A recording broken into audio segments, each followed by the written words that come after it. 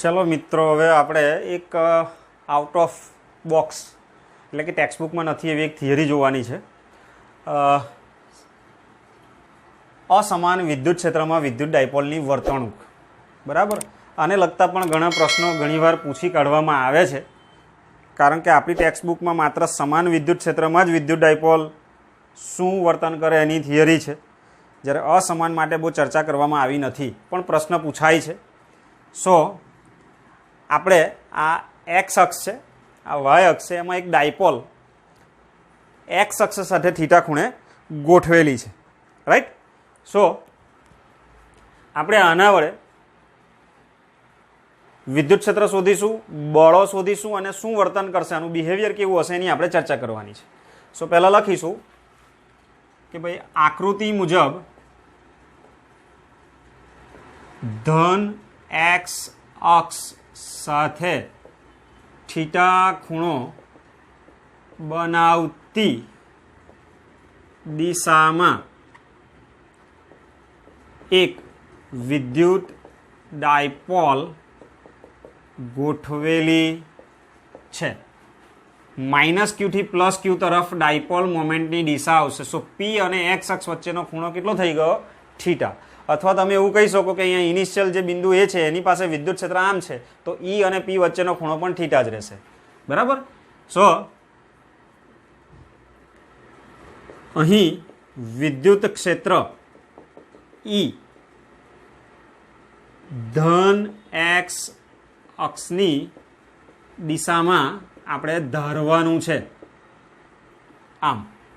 સો ઈ અને પી અથવા એક્સ અક્ષ અને પી વચ્ચેનો ખૂણો કેટલો થઈ જશે? Theta, right. હવે આપણે ધારીએ કે ધારો કે એ પાસે વિદ્યુત ક્ષેત્ર છે E1 બરાબર E, આમ બતાવેલું છે અહીંયા આ દિશામાં, બરાબર। તો ત્યાં માઇનસ ક્યુ પર લાગતું વિદ્યુત બળ F1 લખીએ તો એ શું લખાશે? Minus Q E1, that is minus Q E, right. એટલે કે આના પર આ દિશામાં બળ લાગશે। હવે આપણે સી પાસે વિદ્યુત ક્ષેત્ર કેટલું છે એ શોધવું પડશે પહેલાં। સો પહેલાં વિચારીએ કે ભાઈ સી પાસે વિદ્યુત ક્ષેત્ર E2 બરાબર E1, બરાબર, પ્લસ જુઓ અહીં સમજો, અહીંયા વિદ્યુત ક્ષેત્ર આ બિંદુ પાસે ઈ છે, તમે જેમ આમ જશો અસમાન વિદ્યુત ક્ષેત્ર છે એટલે વિદ્યુત ક્ષેત્રના મૂલ્યમાં શું થશે? ફેરફાર થશે। તો એ ફેરફારને આપણે ડેલ્ટા E1 વડે લખીએ। જો E1 ની વેલ્યુ E હોય તો ડેલ્ટા E1 ની કિંમત પણ કેટલી થશે? Delta E। હવે આ ડેલ્ટા E આપણે શોધવા પડશે અને અહીંયા મૂકવાના છે, બરાબર। સો લખવું પડશે જ્યાં ડેલ્ટા E એ ઈમાં થતો ફેરફાર છે, બરાબર,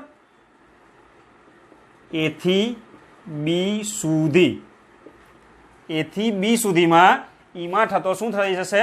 ફેરફાર। હવે આપણે આકૃતિમાં લખેલું જ છે કે એથી બી ઇઝ ઇક્વલ ટુ આપણે કેટલા લખેલા છે? 2a cos થીટા મળે છે, ત્યાં આપણે બતાવેલું છે। આ કાટકોણ ત્રિકોણ છે, આ ખૂણો થીટા છે, cos થીટા લેશો એટલે પાસેની બાજુ છેદમાં કર્ણ। સો પાસેની બાજુ AB છેદમાં કર્ણ AC, AB ને સૂત્ર કરતા કરશો એટલે AC cos થીટા સાથે ગુણાઈ જશે, AC ની કિંમત તમારી 2a આવશે। સો AB બરાબર 2a cos થીટા। સો AB બરાબર 2a cos થીટા તમને મળશે। હવે આપણે આવું લખી શકીએ કે જો અંતર dx જેટલું લેવામાં આવે, બરાબર, સૂક્ષ્મ અંતર, તો વિદ્યુત ક્ષેત્રમાં ફેરફાર પણ આપણે સૂક્ષ્મ વિચારી શકીએ, DE। તો આપણું અંતર કેટલું છે? 2a cos થીટા, તો કેટલો ફેરફાર? સો ડેલ્ટા E બરાબર શું લખાશે? ડીઈ ભાગ્યા આ નીચે આવશે અને આ ઉપર જશે. સો ડીઈ બાય ડીએક્સ અને આ 2a cos થીટા એવા ને એવા. આ તમને ડેલ્ટા ઈની કિંમત મળી. સો માટે હવે તમે અહીંયા મૂકી શકો E2 બરાબર E plus delta E, that is E plus delta E એટલે આખી કિંમત D E by D X 2a cos theta. So ત્યાં કયો વિદ્યુત ભાર છે? Plus Q. તો પ્લસ ક્યુ વિદ્યુત ભાર પર લાગતું વિદ્યુત બળ જો શોધવું હોય તો F2 is equal two QE2. So QE2 ની કિંમત E plus D E by D X 2a cos theta. So આને અંદર લઈ જશો એટલે F2 is equal to QE ગુણાઈ ગયા, આ અંદર જશે એટલે Q D E by D X 2a cos theta. Right. હવે પરિણામી બળ લખીએ તો F ટોટલ લખીએ તો એ F1 પ્લસ F2 થશે. F1 ની કિંમત છે માઇનસ QE, F2 ની કિંમત છે plus QE plus Q D E by D X 2a cos theta. So તમે જોઈ શકો છો આ પ્લસ છે ને આ માઇનસ છે, માઇનસ પ્લસ કેન્સલ થઈ જશે એટલે F ટોટલ જો લખશો તો એ Q D E by D X 2a cos theta મળે. અને આ 0 થતું નથી, is not equal to 0. Right. આ શૂન્ય થતું નથી એટલે કે વિદ્યુત ડાયપોલ.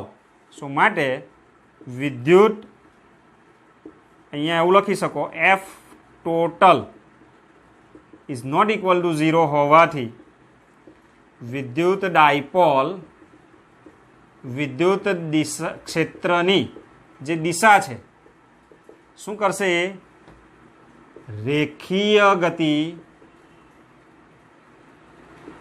કરે છે. એટલે કે ડાયપોલ તમારી સમજી લો કે આ ડાયપોલ છે તો એ ડાયપોલ તમારી આમ ખસશે ધીમે ધીમે.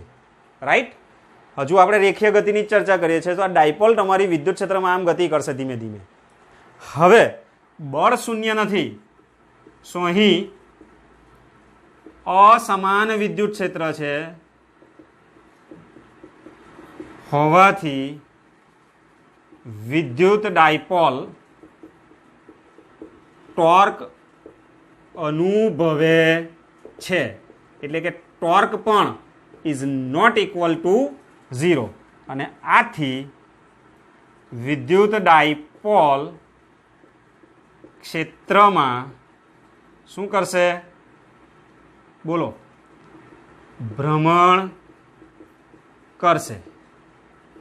પણ જ્યારે તે વિદ્યુત ક્ષેત્રને શું થઈ જશે? સમાંતર ગોઠવાઈ જશે, પછી ભ્રમણ કરવાનું બંધ કરશે. પણ રેખીય ગતિ તો ચાલુ જ રાખશે. સમજાવું છું હવે. આ જ બાબતને આપણે સમજીએ તો આ તમારી ડાયપોલ છે આમ, એ આમ રેખીય ગતિ કરતી કરતી કરતી કરતી શું કરશે? ભ્રમણ કરશે. જોજો જરા મારી પેનને. અને એ ભ્રમણ કરતી કરતી શું થઈ જશે? આ વિદ્યુત ક્ષેત્રને સમાંતર ગોઠવાઈ ગઈ. હવે એ ભ્રમણ કરશે નહીં. જુઓ સમજો, આમ હતી થીટા ખૂણે તો એ ગતિ કરતી કરતી કરતી ભ્રમણ કરવા લાગી. જરા જોજો પેનની દિશા. અને પછી આમ ગતિ કરતા કરતા એકવાર વિદ્યુત ક્ષેત્રને સમાંતર ગોઠવાઈ ગઈ, પછી એ ચાક ગતિ કરશે નહીં, પછી આગળ આગળ આગળ આગળ આગળ આમ વિદ્યુત ક્ષેત્રની દિશામાં એ ગતિ કરશે. સમજાય છે? ડાયપોલ ક્ષેત્રને સાથે થીટા ખૂણે છે એટલે એ બળ અનુભવે છે. બળ અનુભવવાના કારણે રેખીય ગતિ કરશે, પણ સાથે સાથે ટોર્ક પણ અનુભવશે. ટોર્ક અનુભવવાના કારણે એ શું કરશે? ચાક ગતિ પણ કરશે. કરતાં કરતાં એ વિદ્યુત ક્ષેત્રને સમાંતર આ રીતે થઈ જશે ને પછી ટોર્ક અનુભવશે નહીં એટલે ચાક ગતિ કરશે નહીં, પણ રેખીય ગતિ તો એની ચાલુ જ રહેશે. કેમ કે બળ કદી શૂન્ય થવાનું નથી. એનું કારણ અહીંયા અસમાન વિદ્યુત ક્ષેત્ર છે. અસમાન વિદ્યુત ક્ષેત્રમાં દરેક બિંદુએ વિદ્યુત ક્ષેત્રનું મૂલ્ય જુદું જુદું હશે. રાઈટ? તો એ જ જુદું જુદું હોય તો બળ શૂન્ય થવાનું નથી. એટલે માત્ર એ શું કરશે અહીંયા, શરૂઆતમાં થીટા ખૂણે હશે તો રેખીય ગતિ અને ચાક ગતિ બંને કરશે. જ્યારે ક્ષેત્રને સમાંતર ગોઠવાઈ જાય ત્યારે ટોર્ક શૂન્ય થઈ જશે, એટલે ચાક ગતિ બંધ થઈ જશે. પણ રેખીય ગતિ કદી બંધ થવાની નથી. એ સતત વિદ્યુત ક્ષેત્રની દિશામાં ચાલ્યા જ કરશે, ગતિ કર્યા જ કરશે. સો આ ખાસ મુદ્દો છે. આને લગતા MCQ પ્રશ્ન પૂછવામાં આવે છે, જે જો તમે સમજીને જવાબ ના આપો તો ઘણીવાર ખોટા પડવાની પૂરેપૂરી શક્યતા છે. સો આ થિયરી બહુ મગજમાં ગોઠવજો, કારણ કે આનું સમીકરણ આમ તો ચોપડીમાં કોઈ ચર્ચા જ નથી આની, પણ બહુ અગત્યનું છે. આના પ્રશ્નો પૂછવામાં આવે છે, રાઈટ? સો ધ્યાનથી એને તૈયાર કરવી, સમજણથી. Okay, thank you.